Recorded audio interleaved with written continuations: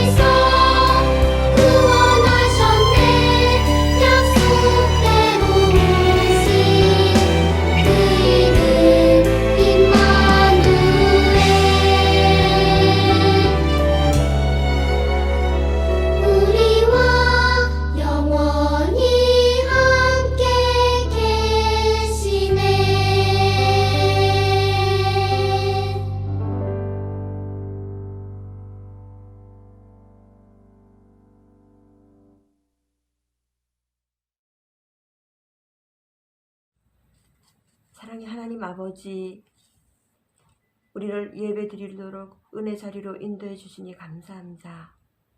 예배 드리는 각 처소마다 은혜로 풍성하게 채워 주옵소서. 예배 드리는 한 사람 한 사람 주님 손을 얹어 안수하여 주시고 치료하시고 회복되게 하여 주옵소서. 또 구겨지고 상한 마음, 어두운 마음, 빛대신 주님 앞에 회개하오니 용서하여 주시고 정결한 마음 가지고 예배드리게 하여 주옵소서. 빛으로 오신 예수님, 우리가 속한 가정과 학교와 학원 어디서나 우리를 사용하여 주셔서 어둠이 틈타지 못하게 하여 주옵소서. 소년부 친구들을 향한 하나님의 놀라운 계획이 있음을 믿습니다. 존귀한 하나님의 자녀로 밝고 당당하게 세워주시고 영혼을 구원하는 믿음의 사람으로 쓰임받게 하여 주옵소서. 오늘도 말씀 가운데 풍성한 은혜로 가득 채워 주옵소서. 다시 오실 예수님 이름으로 기도했습니다. 아멘. 오늘의 말씀은 누가복음 1장 26절부터 31절까지입니다. 여섯째 달에 천사 가브리엘이 하나님의 보내심을 받아 갈릴리 나사렛이란 동네에 가서 다윗의 자손 요셉이란 하는 사람과 약혼한 처녀에게 이르니 그 처녀의 이름은 마리아라. 그에게 들어가 이르되 은혜를 받은 자여 평안할지어다. 주께서 너와 함께 하시도다 하니 처녀가 그 말을 듣고 놀라 이런 인사가 어찌함인가 생각하매 천사가 이르되 마리아여 무서워하지 말라. 네가 하나님께 은혜를 입었느니라. 보라 네가 잉태하여 아들을 낳으리니 그 이름을 예수라 하라. 아멘. 안녕하세요. 사랑하는 효성영광 소년부 친구들, 한 주간 동안 건강하게 잘 지냈지요? 오늘은 대림절 둘째 주일입니다. 오늘도 하나님 예배하며 이 땅에 다시 오실 예수님을 기다리고 소망하는 날 되기를 바랍니다.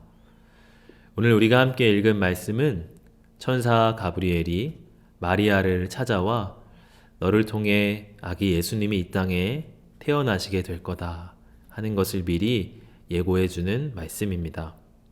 예수님은 하나님의 아들이시지만 사람으로 이 땅에 태어나셨어요. 우리와 함께 하시고 우리를 구원하시기 위함입니다. 사람으로 태어나시기 위해서는 엄마 뱃속에서 태어나셔야 하지요. 하나님은 마리아를 선택하시고 마리아의 뱃속에서 아기 예수님이 나게 하셨어요. 마리아는 결혼을 하지도 않았지만 성령님께서 그 능력으로 마리아를 덮어주시자 마리아의 뱃속에 생명이 잉태되게 됩니다. 하나님은 이 모든 일이 있기 전에 마리아에게 미리 천사를 보내셨어요.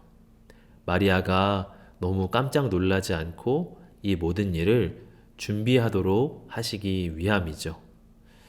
마리아는 이 소식에 처음에는 너무 깜짝 놀랐지만 나중에는 네, 그 말씀에 순종하겠습니다 하고 믿음으로 반응을 하게 됩니다. 오늘 26절의 말씀을 읽어보면 여섯째 달에 천사 가브리엘이 하나님의 보내심을 받아 갈릴리 나사렛이란 동네에 가서, 가브리엘은 하나님의 사람이라고 하는 뜻을 가집니다. 가브리엘은 하나님의 소식을 발빠르게 전하는 전령의 역할을 맡은 천사예요. 그런 가브리엘이 하나님의 소식을 들고 갈릴리 나사렛이란 동네에 가게 됩니다. 갈릴리 나사렛은 잘 사는 동네가 아니었어요. 오늘날로 따지면 서울이 아니라 저기 지방에 있는 시골이 되는 마을입니다. 하나님은 그런 평범한 곳에 가브리엘을 보내신 것이죠. 바로 거기 있는 한 겸손한 처녀를 만나시기 위함이었어요. 27절의 말씀 읽어보면 다윗의 자손 요셉이라 하는 사람과 약혼한 처녀에게 이르니 그 처녀의 이름은 마리아라. 마리아라는 이름의 뜻은 사랑스럽다 하는 의미입니다. 그 이름처럼 마리아는 사랑스럽고 순박한 이 나사렛에 사는 처녀였어요. 그에게는 약혼한 남자가 있었는데 그는 요셉이라는 사람이었습니다. 성경은 요셉이 다윗의 자손이었다 하고 말합니다. 그러면 마리아에게서 태어나실 예수님 역시 다윗의 자손이 되는 것이죠. 여러분, 다윗은 이스라엘의 역사상 가장 훌륭한 왕이었습니다.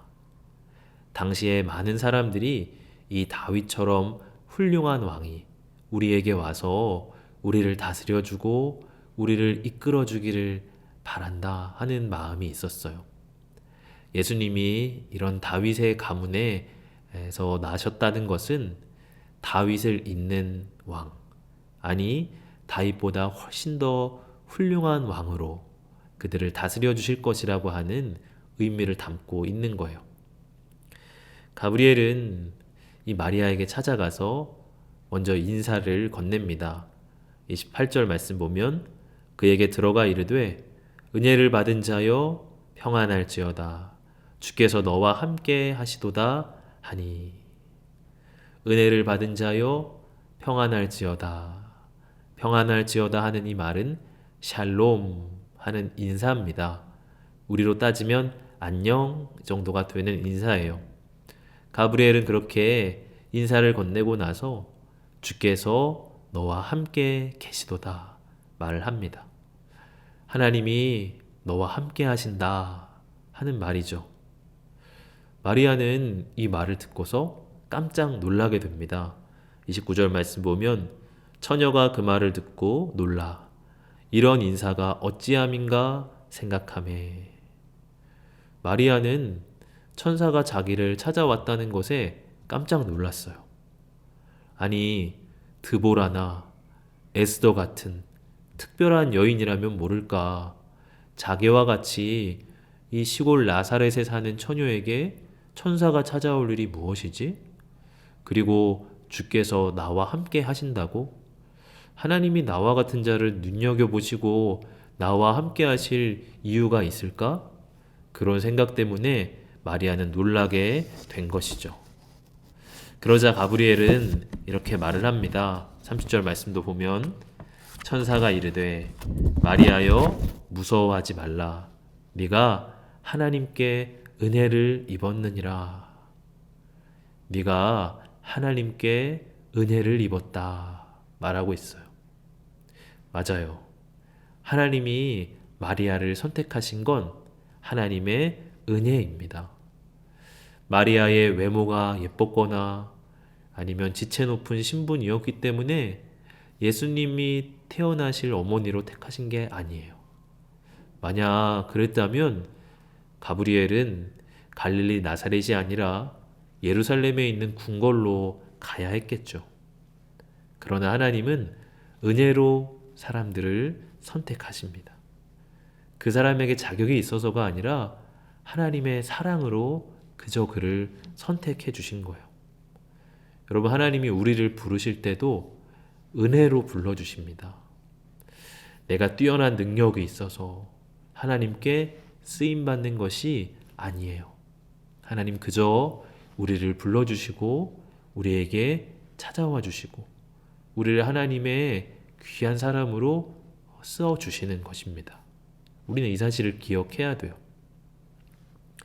오늘 31절도 보면 천사는 계속해서 이렇게 전해주죠. 보라, 내가 잉태하여 아들을 낳으리니 그 이름을 예수라 하라.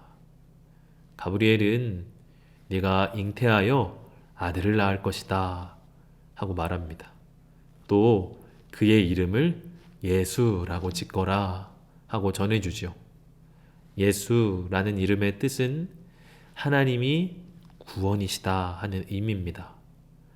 예수님을 통해서 하나님이 이 백성을 구원하신다 하는 의미죠. 32절과 33절을 읽어보면 그는 위대하게 되고 더없이 높으신 분의 아들이라고 불릴 것이다. 주 하나님께서 그에게 그의 조상 다윗의 왕위를 주실 것이다. 그는 영원히 야곱의 집을 다스리고 그의 나라는 무궁할 것이다. 하나님이 예수님에게 다윗의 왕위를 주실 것이다 말합니다. 예수님은 위대하게 되고 하나님의 아들이라 불리게 될 것이다. 예수님은 영원히 야곱의 집을 다스리고 그분의 나라는 무궁할 것이다 말하고 있어요. 야곱의 집이란 바로 하나님의 백성을 의미합니다. 다윗 왕은 40년 동안 이스라엘을 다스렸어요.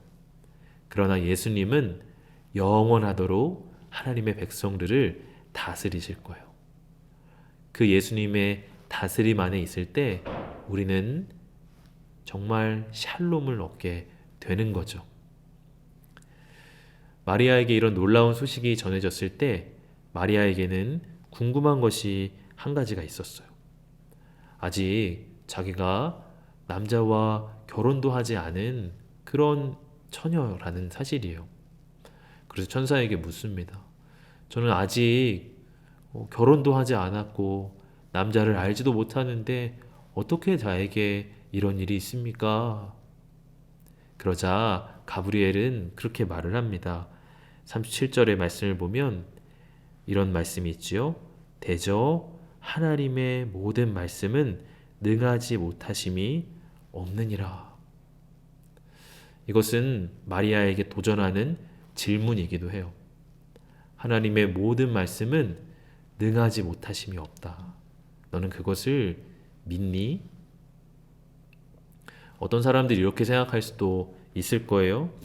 아무리 그래도 어떻게 여인이 혼자서 아기를 가질 수가 있어요. 그런 일은 불가능해요. 그냥 가만히 있는데 아기가 뱃속에서 생긴다고요? 그런 것은 있을 수 없어요. 그러나 마리아는 하나님의 말씀의 능력을 믿었어요. 그래서 이렇게 고백하죠. 38절 말씀을 보면 주의 여종이오니 말씀대로 내게 이루어지이다. 말씀대로 내게 이루어지이다 고백을 합니다. 마리아는 여인이 혼자서 아기를 갖는다는 걸 한 번도 본 적도 들은 적도 없어요. 그러나 하나님의 말씀이시니 그 말씀대로 내게 이루어질 것입니다. 하나님의 말씀은 능하지 못하심이 없기 때문에 그 말씀이 저에게 이루어질 것입니다. 하고 고백을 하는 것이죠. 사랑하는 우리 소년부 친구들, 우리 친구들도 한번 목사님을 따라 해볼까요? 말씀대로 내게 이루어지이다. 내 소원대로 내게 이루어지이다. 이게 아니에요. 그거는 알라딘의 요술램프에다 대고 비는 거죠. 내 소원을 이루어줘. 그러나 하나님 말씀은 말씀대로 내게 이루어지이다. 바로 이것이 믿음입니다. 하나님의 말씀은 우리에게 말씀하세요. 나는 너와 함께 할 것이다. 나는 너를 구원할 것이다. 너가 평범하고 또 특별한 능력이 없더라도 나는 너를 은혜로 불렀고 너를 귀하게 사용할 것이다. 하나님 그렇게 말씀하세요. 그럴 때 우리 친구들이 말씀대로 내게 이루어지이다. 그렇게 믿음으로 그것을 받아들여야 하는 것입니다. 그럴 때 정말 하나님의 놀라운 말씀이 우리의 삶을 통해서 이루어져 가는 것이에요. 마리아는 이 소식을 들은 뒤부터 아기 예수님이 세상에 나올 때까지 10개월 동안 그 아기 예수님을 간절히 기다렸을 거예요. 목사님도 딸이 둘 있지만 엄마가 아기를 잉태하고 뱃속에 가지면서 그 아기를 출산할 때까지 참 기쁨과 또 기다림의 시간이 있어요. 아기를 잉태한 엄마는 최대한 좋은 것만 보고 좋은 것만 먹고 좋은 말만 하려고 애를 씁니다. 아마 마리아도 그렇게 했으리라 생각이 들어요. 내 뱃속에 평범한 아기도 아니고 이 땅에 왕으로 오신 예수님이 계신다니 내가 잘 이 예수님을 품어야겠다.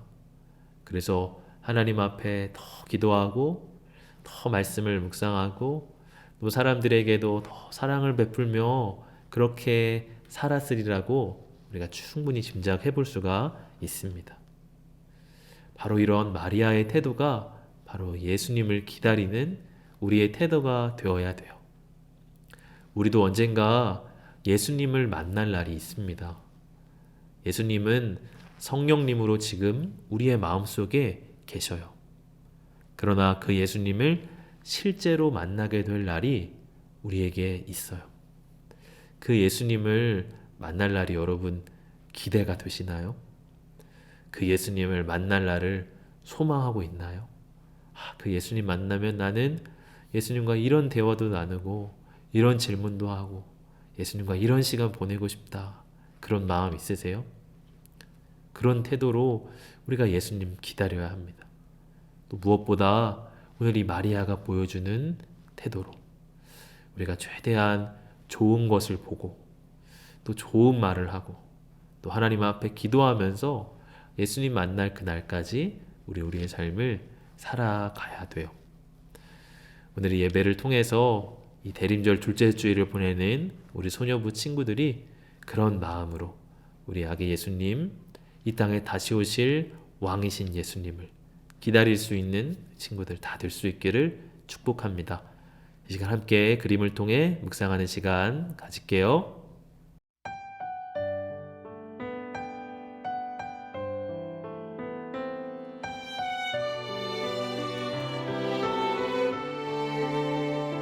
유대 땅 작은 마을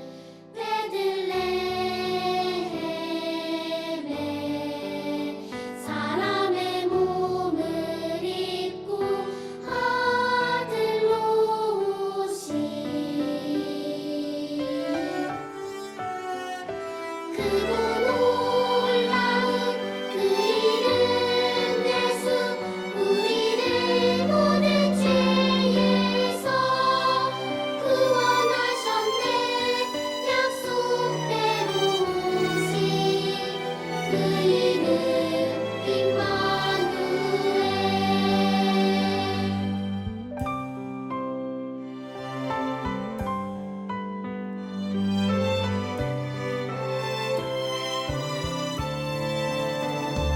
유대 땅 작은 마을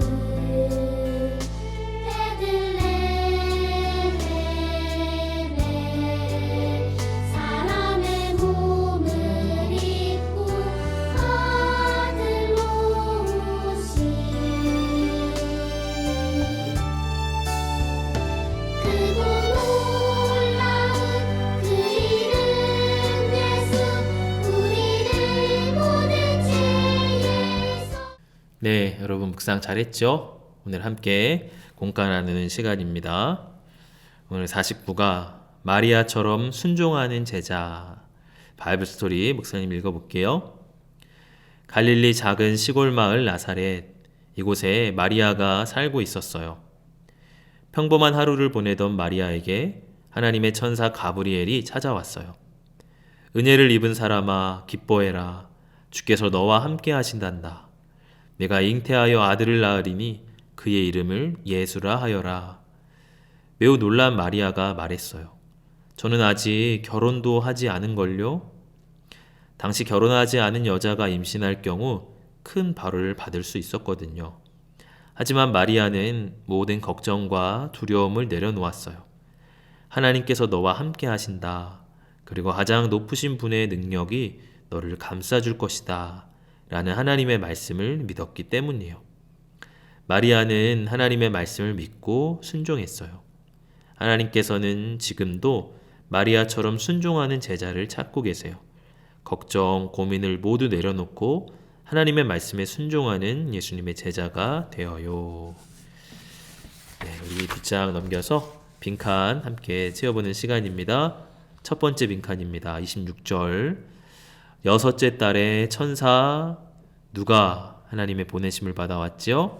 네, 가브리엘이지요. 우리 교회에도 찬양단 이름이 가브리엘 찬양단이 있는데 가브리엘은 하나님의 사람이라고 하는 뜻입니다.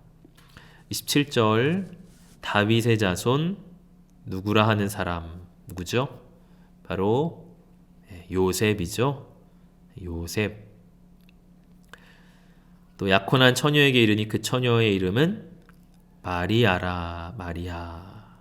그래서 요셉은 예수님의 아버지로 알려져 있지만 정확히 말하면 양아버지가 되겠죠. 예수님과 피가 섞인 분은 아닙니다. 예수님은 마리아의 뱃속에서 성령의 능력으로 마리아 홀로 잉태한 그런 분이죠. 자, 마지막 빈칸 31절 보라 내가 잉태하여 아들을 낳으리니 그 이름을 예수라 하라. 예수는 하나님이 구원이시다 하는 뜻이라고 말씀드렸어요. 자, 2번입니다. 천사는 마리아에게 어떤 말을 전했나요? 마리아는 어떤 생각을 했을까요? 어떤 말 전했나요? 간단히 말하면 너 임신할 거야 그 말이죠. 그 임신할 건데 그 아기는 온 세상의 왕이 될 거야 그런 말이었어요. 마리아가 그 소식을 듣고 어떤 생각을 했을까? 처음에는 당연히 놀람, 당황스러움, 그리고 의문, 혼란 이런 마음이 있었을 것 같아요. 그러나 차츰차츰 하나님의 말씀을 들으면서 그 마음 안에 말씀대로 내게 이루어지이다. 그렇게 이제 마음이 바뀌어지게 됐죠. 한번 그 장면을 떠올려 보면서 마리아가 어떤 마음이었을까? 그렇게 한번 적어보기를 바랍니다. 3번입니다. 마리아가 순종한 이유는 무엇일까요? 아까 마리아가 말씀대로 내게 이루어지이다. 하나님 말씀 앞에 순종했죠. 그렇게 순종할 수 있었던 이유는 뭘까요? 바로 하나님의 말씀은 능하지 못하심이 없기 때문에 하나님의 능력이 있는 분임을 알았기 때문에 일 수도 있고요. 아니면 마리아의 마음에 하나님을 사랑하는 마음이 있었기 때문에 일 수도 있어요. 어떤 마음으로 마리아가 순종을 했을까? 아니면 하나님이 나타내실 일이 너무 기대가 됐기 때문에 와, 하나님 우리를 구원해 주신다고? 그런데 나를 통해서 하나님이 그런 역사를 이루신다고? 와, 그럼 나도 하나님께 쓰임 받고 싶다. 그런 마음에 기대감이 있었기 때문일 수도 있습니다. 다 모두가 정답이 될 것 같아요. 친구들 한번 잘 생각하고 적어보시기를 바랍니다. 4번 하나님께 순종하기 위해 나에게 필요한 건 무엇일까요?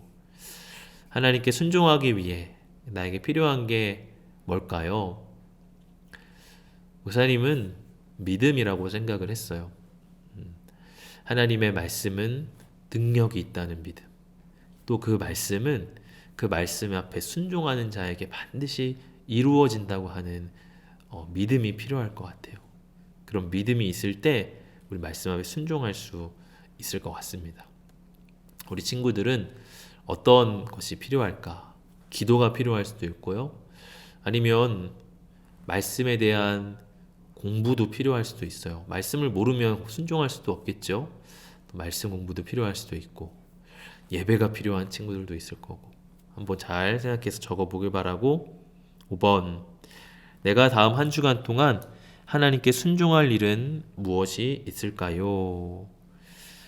우리 친구들 다음 한 주간 살아갈 때 하나님이 우리 친구들 각자에게 무엇을 순종하기를 바라실까? 아까 마리아가 예수님을 품었을 때 좋은 것을 보고 좋은 말을 하고 그러면서 예수님을 기다렸을 거라고 말했잖아요. 우리 친구들도 나쁜 거 그리고 막 이렇게 막 욕설이 난무하고 아니면 그냥 우스꽝스럽게 아무 의미 없이 막 그냥 웃고 마는 그런 거 말고 좋은 것들을 보고 좀 나쁜 것들을 끊겠다 그런 거일 수도 있을 것 같아요. 아니면 내가 말하는 내 말이 맨날 짜증내는 말, 욕하는 말, 누구를 미워하는 말 그런 말 있다면 다음 한 주간 동안은 좋은 말을 쓸게요. 긍정적인 말, 밝고 또 소망이 되는 말, 그리고 남에게 친절한 말을 하겠습니다. 그런 것도 될 수가 있습니다.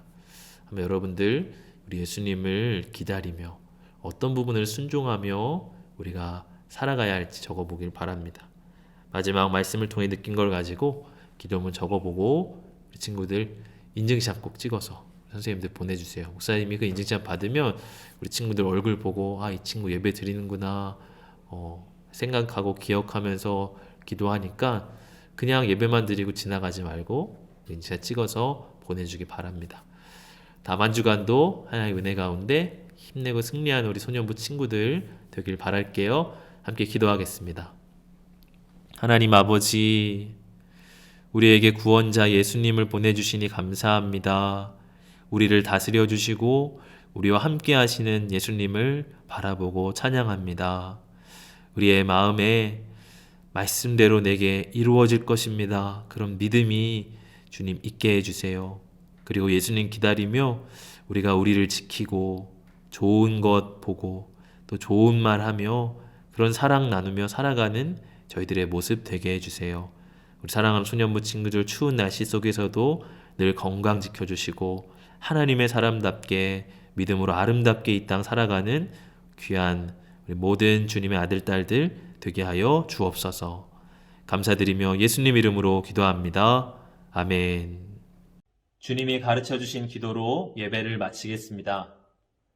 하늘에 계신 우리 아버지, 아버지의 이름을 거룩하게 하시며 아버지의 나라가 오게 하시며 아버지의 뜻이 하늘에서와 같이 땅에서도 이루어지게 하소서. 오늘 우리에게 일용할 양식을 주시고 우리가 우리에게 잘못한 사람을 용서하여 준 것 같이 우리 죄를 용서하여 주시고 우리를 시험에 빠지지 않게 하시고 악에서 구하소서. 나라와 권능과 영광이 영원히 아버지의 것입니다. 아멘. 12월 암송 말씀입니다. 지극히 높은 곳에서는 하나님께 영광이요 땅에서는 하나님이 기뻐하신 사람들 중에 평화로다 하니라. 누가복음 2장 14절 말씀. 아멘.